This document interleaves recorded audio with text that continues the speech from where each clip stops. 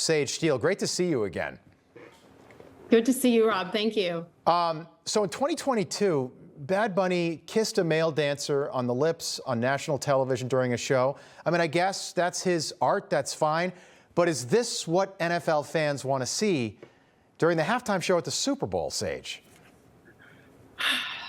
I try to take my heart out of it and the mom brain out of it with the business part. And I do think that we have to separate. I don't know how good of a job I'm doing at that right now, Rob, but the answer is no, based on the current demographics of the National Football League and what they have been for years. We, men, women, mothers, don't want to see someone like this. Don't want to see someone who chooses to dress up as a woman who happens to be a male. Don't want to see somebody who has basically professed his hatred for this country, despite certainly taking a lot of American dollars and saying he'll never perform again in North America because of his thoughts on our immigration policy, et cetera. However, it is not about that. It is not about the current demographics of this league that makes billions of dollars annually. This is about their goal to grow the game. This season, you may recall, started with the first game in Brazil. They just got done playing another game over in Dublin. This is about expanding the game. They would like, I don't know if you knew this, I just learned this recently, the NFL would like to have one game per week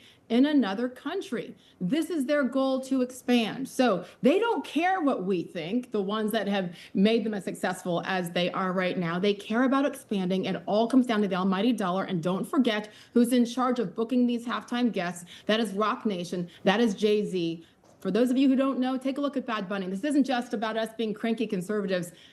This guy's demonic. There are some very disturbing things he is promoting. My 20-year-old kids have said, Mom, I don't even watch him anymore. So it's disturbing, but I think it's probably a good business decision based on their goals to expand. Interesting. Jay-Z put out a statement saying, Benito, that's Mr. Bunny's name. Benito has done and continues to do for Puerto Rico is truly inspiring. We are honored to have him on the world's biggest stage. That, to me, Stage, is a political message. How did you take that? Oh, yeah. But again, you got to consider the source. And I think you set it up beautifully before you came to me about where his loyalties lie and Barack Obama, et cetera. This is no surprise if you do your homework on Rock Nation. It's just disappointing to me overall as a fan because Americans are the ones that made this sport as big as it is. By the way, in these other countries, they don't even care about American football. They actually don't. What do they care about? Their football. They care about soccer. But it's just like the NBA with China. There's so many politics involved in that. We can go so deep on it. And people who claim to love America, and you look at the LeBrons and the Stephen Currys. But what do they do in their off seasons? They go to China. They ignore the horrific things that go on in some of these countries because of the almighty dollar. Great point. Quick one, and then I want to move on. But NFL teams this season have 4 messages in the end zone. End racism, stop hate, choose love, and inspire change. Can I ask you, 5 years after George Floyd and the Summer of Love, why is Roger Goodell still endorsing this?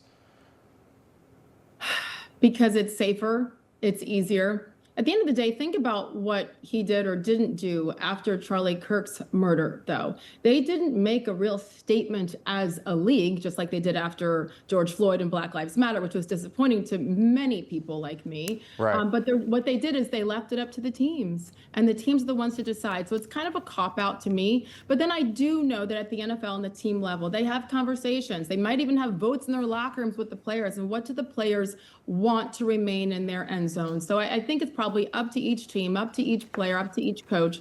To me, enough is enough. More importantly, I think it's ignored. People laugh at it now. I am just disappointed that at the lack of consistency. I laugh at it.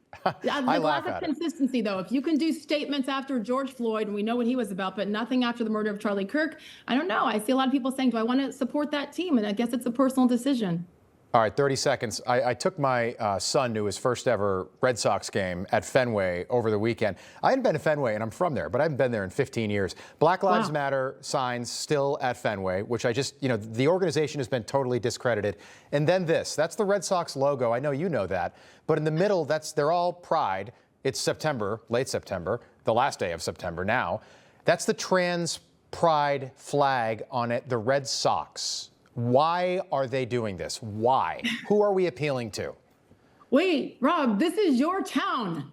This is Boston. Yeah, you not know anymore. How they roll up there, right? Yeah, not anymore. I mean, It's so sad to me that they feel like they have to continue to force it. I am not offended by a rainbow flag, pride, whatever, do it. That you stole our rainbows, it's fine. But at the end of the day, are they listening to their fans either? It's just like the comments in the end zone for the NFL. They're not listening because they don't have to. We ignore it, we go on, but consider where they are. And I think especially in the Northeast, they ignore those demographics. They do what they think is correct. You know, all the virtue signaling, they're really good at it. So your hometown, come on. Yeah, and I'm not, by the way, I'm not like a prude. It doesn't offend me, but I saw it and I was like, why? It's not even June. Like, who's like, thank goodness that's there. Sage, I just wanted to say it. I know you got married, I think, earlier this month, and I see those roses behind you, and I'm hoping that they're connected to that wedding in early September. So congratulations to you. Thank you. Oh, we lasted almost a month. So far, so good, right? No, that's good. I'm October so 5th will be a month, right? Yeah. All right. Sage Steele, thanks so much for being with us. We appreciate it. Thank you. Information. Truth is freedom. Is Newsmax.